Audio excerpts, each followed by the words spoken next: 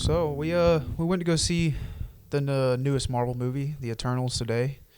Um, Granted, this episode's not going to come out for a couple of weeks, so bear with us on that. But it really leads us perfect into the question I want to ask this week, and that is, what if you are immortal, but you don't know it yet?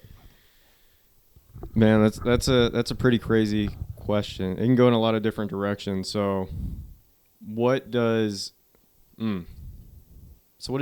immortality look like?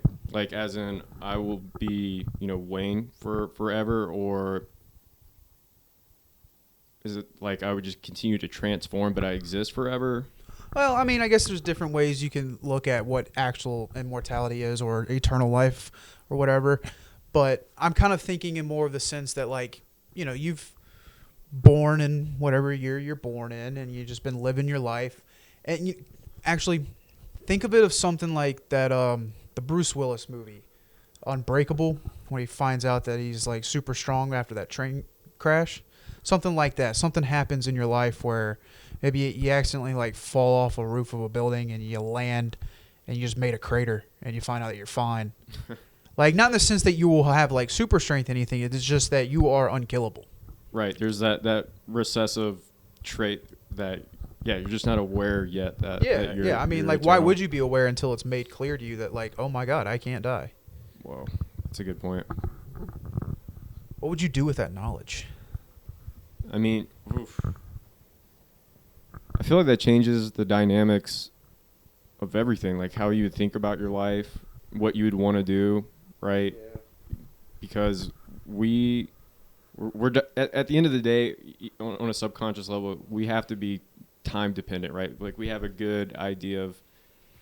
Yeah, I get what you're saying. We inherently know that we only have a certain amount of time on this planet.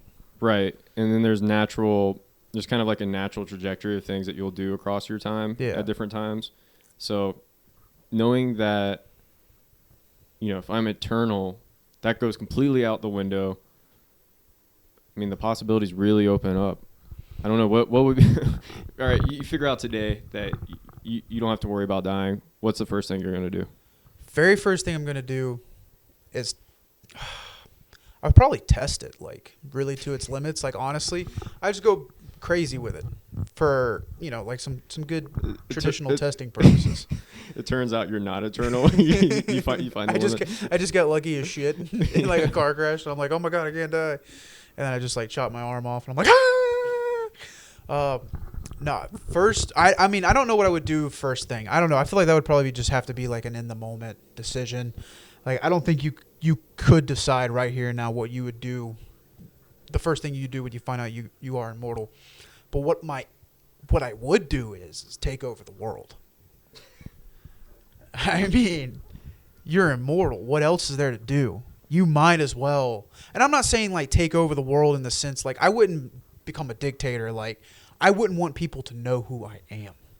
I want to be the man in the shadows who controls this figurehead, who controls that figurehead, who controls that president, who controls that. Yeah, that's what I would do with it. And that's a way, technically I can control the world, but everybody, they think of like, oh, I got more power than this guy, and I got more power than this guy, so I'm ahead of these guys. But in reality, like, I literally own all three of you, so it doesn't matter. Yeah. That would be my end game. I mean, I don't know matter what else would you do if you had eternal life, unless there's a caveat to your eternal life, like you have to protect or guard something. Because then, I mean, like, what else would I mean, that would probably be something that's like a late game thing. Like, I would a late game. There is no late game. You just keep on going, man. That's what I mean. Like, late game, and like I've already lived for about like 100 years now. It's like, all right, now let's take over the world. Nice. Like, I wouldn't do it immediately. I would enjoy my not dying, and I'd probably freak some people out, like pull some practical pranks. But then after that, I'd be like, all right, let's start toppling some governments. Always goes back to anarchy with you, man. It always. I'm a chaotic motherfucker. So, yeah, if you're eternal, you have a good opportunity to accrue power. Nothing's stopping you. And the more you see, the more you learn, the more experiences and interactions you have. What else would you do for that long? Right. That would be wanting to keep doing it. Right. So I could see power getting exhausting after a while, right? Like eventually, that could be a phase. Like, that's your teenage phase, just gonna take over the world for a century or two. So, I think power would be nice. You get the control and do whatever you want relative towards our human level interaction. But I think that would get old in a bit, and maybe you just continue to phase through different interests, kind of like how people phase through different interests in their shorter lifetimes, but just across a longer span. Yeah, I guess that's a good point. I mean, outside of control, you could build and create things, go just travel the world. So what you're saying is you do the opposite of what I'm doing. You would help the world prosper because you've seen the atrocities and you know what to do. Whereas I've seen the atrocities and now I'm going to take advantage of that and create my own atrocity. Dude, this is a hero villain combo right here. This episode is the catalyst for our origin stories. Oh, wow. Yeah.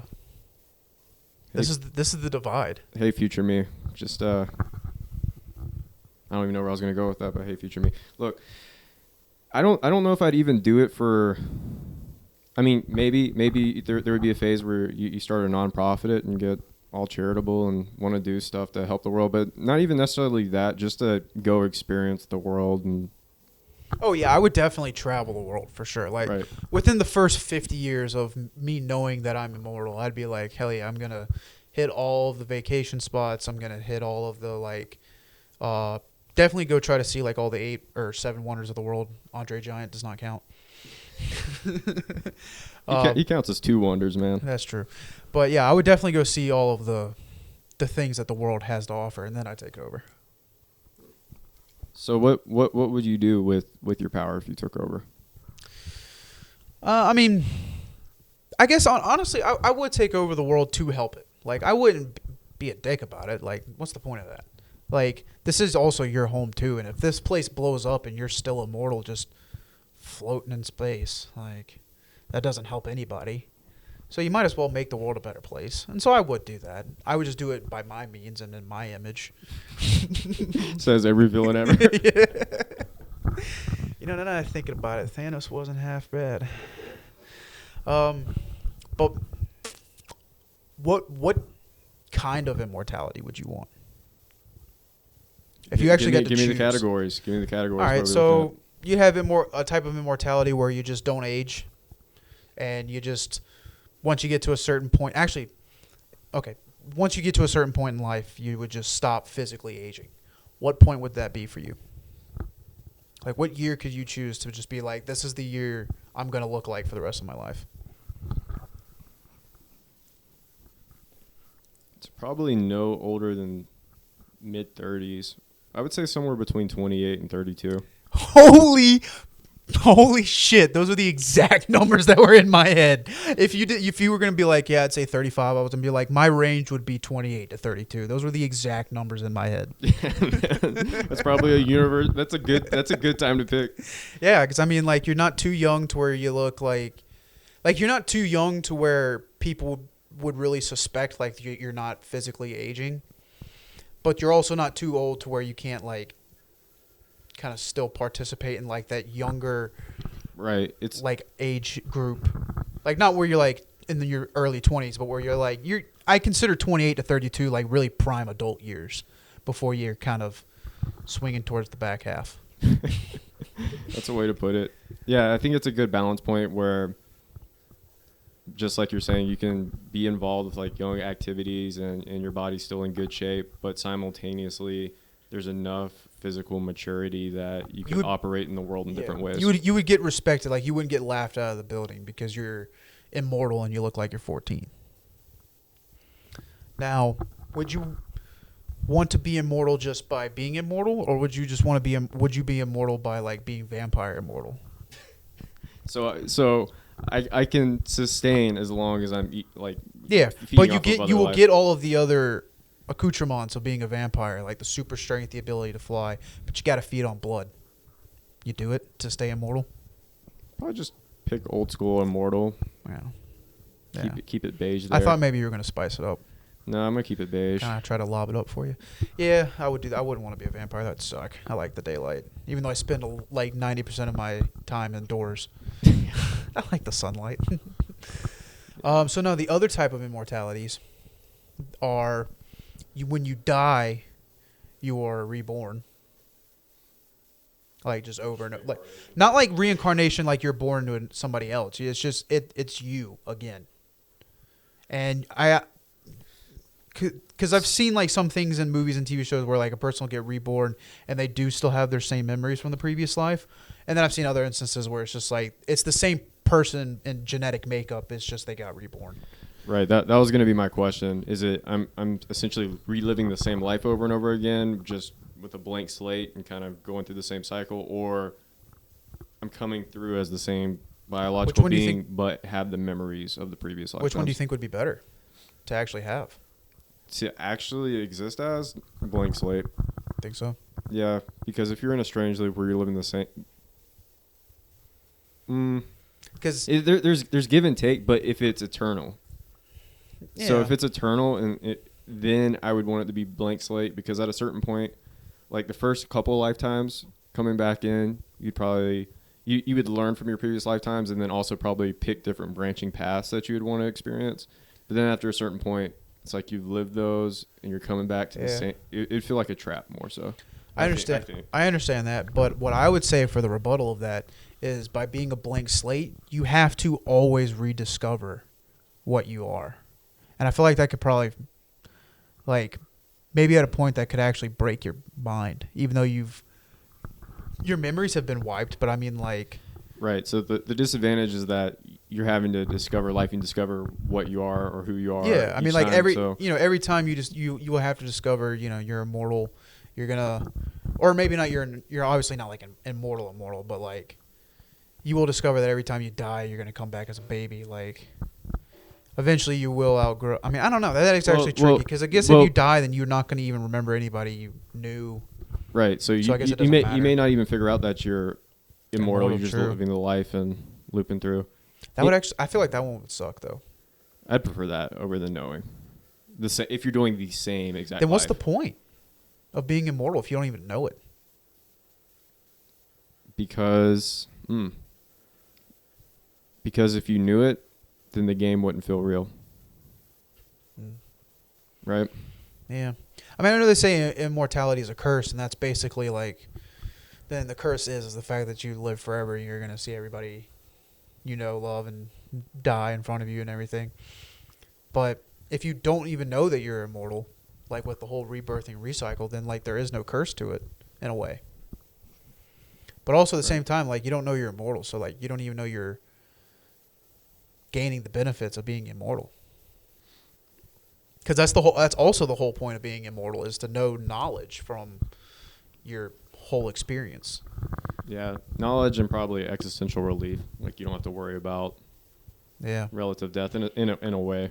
That's a very weird immortality type of immortality that I didn't even like aspect of it. I didn't even think about, like, being wiped. Not having your memories. It's like, when you really think about that, it's not even immortality.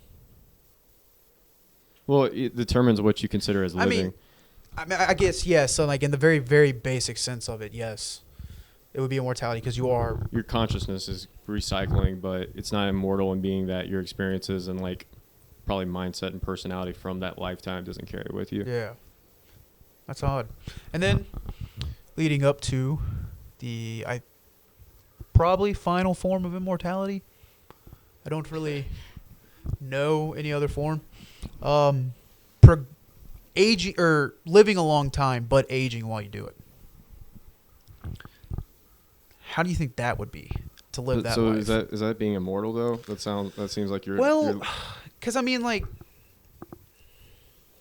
I know the definition of immortal is like you don't die, you live forever, but you would got to consider somebody whose lifespan is, if someone who is human and has the consciousness and the ability to perceive time like a human, and knows that for the average human, 85 years is their lifespan, but you're able to live 5,000 years, I would still consider that person immortal, even if they know they're going to die in 5,000 years. Like, if it's still a person, they still perceive time the way humans do. 5,000 years to that person will be a long time. Yeah. And so would you not consider that person immortal, even if they just gradually aged and die at the end? No, because time's relative. Like 5,000 years to us is a ton of time, and yeah, perceptively, if I knew I was going to live for 5,000 years, then might as well be, think that you're immortal, but not really.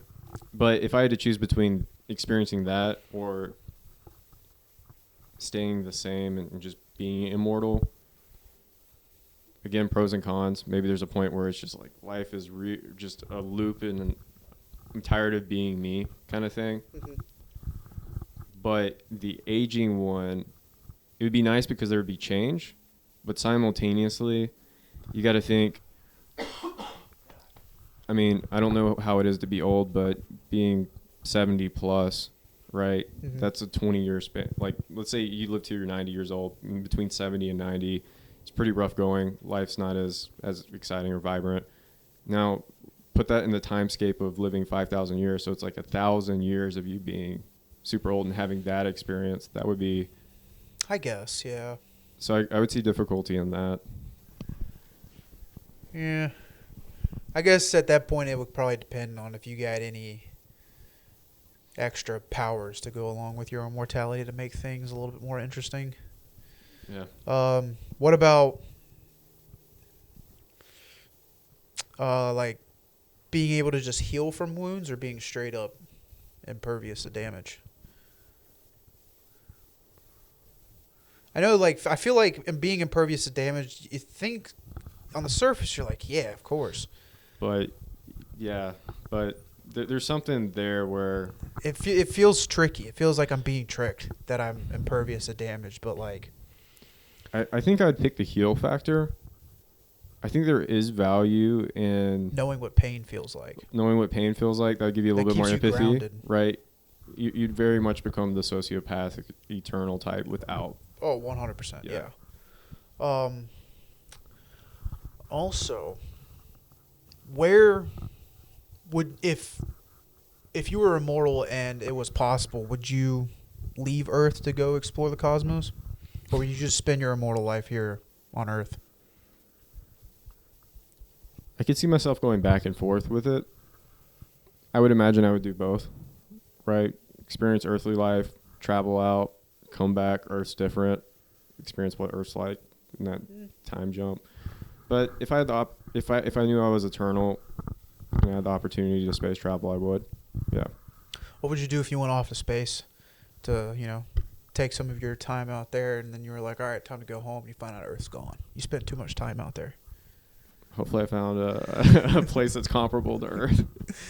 That would probably be the worst thing to happen if you were to do that. Even if you're not like immortal or anything, just like you got the chance to go out at the stars and then you come back and Earth's gone, you're like, oh, shit. Yeah, especially if you're traveling solo. Oh yeah, for That'd sure. be rough going. Hopefully you got a crew. But what was the original question here? What if you're immortal and don't know it? Oh yeah. God, it's on the thumbnail. Can't you read? Yeah. But okay. You got something to add? Yes. Okay. So we've been talking about essentially being immortal. God, this cough. Immortal as yourself, or reincarnating as yourself, or maybe just reincarnation in general. But what if we're immortal in a sense that you just keep tripping on, like, technology evolves to the point, and we've had this kind of conversation before, where we start creating artificial realities and avatars, and you just kind of become that, and you keep tripping on in that way. Oh, so you're saying like eternal life just goes into an AI life, like a inside of like a Matrix world type thing, in a way. Right. Like we just keep transforming, and then from in there would be more creation. You'd become something different, opposed to the way that we think about human life right now, where you live your 80 years and you die. It's like, what if we're eternal because we were born at this time, and we're gonna trip through different. Our consciousness will just keep going in that way. That's interesting. So you're saying like that we get to the point where we've actually have shed the mortal coil, and it's just our consciousness into like, a computer software thing. Yeah, and So yes, yeah, exactly like that. I think that's how it will manifest. But what if that's how reality's always been? Like the mortal coil is an illusion. We've just been tripping through it. That's a heavy-handed. Yeah, that's a heavy backhand to the eternal question there. Yeah, man. I mean, that's what. I'm sorry. That's what the whole like we're living in a simulation thing is. I mean, if we are living in a simulation, then theoretically we can't die because something's controlling us. Right. We're not really here. But also, you got to think, if we're living in a simulation, why would the person who created the simulation program us with free thinking like that? You think that they would program us to where you can't even think that you're in a simulation? That's what I would do. That's your style, man. You got that little bit of Hitler in you, man. Trying to lock it down in the black and gray. I mean, come on. Well, no, I mean, like, that just makes the most sense, like, right? That you wouldn't want them to... I mean, it would be... You'd have to determine what's the purpose of the simulation. I guess. Because if you're just creating a simulation, it might be more interesting for them to have free thought. Flail around. Right. Like, if you know they're going A to B, it's like, oh, they're going A to B again, but with free thought, it's more interesting, right? Yeah. I don't know. I don't think we're in a simulation. I think that's a bullshit theory. Yeah, I don't think we're in a simulation in the way that we have computer simulations. Yeah. But I do think you are on somewhat of a right track because, I mean, virtual reality and artificial worlds and everything is becoming bigger and bigger, and eventually that's going to take over and become a very much a prominent source of entertainment and media. So it's going to get to the point where there'll be something where we have a virtual world where we can straight up go into and communicate with people from other sides of the world, and not just in, what am I trying to say, like, not just in a virtual meet and greet area, but like in a sense where you can actually, like, I can join up with my buddy Chin in Malaysia and we go play bowling in Brazil. I don't know, something like that, where you can just go do whatever you want with someone from wherever you are, and y'all have avatars that like represent yourselves. I can definitely see that becoming, and eventually that would probably escalate to where it's basically like you can import yourself into this actual world where you're like your consciousness will be in here and your body will just. It would be difficult to distinguish whether you're physically or just metaphysically traveling. Yeah, I could I could see that being on the horizon and future.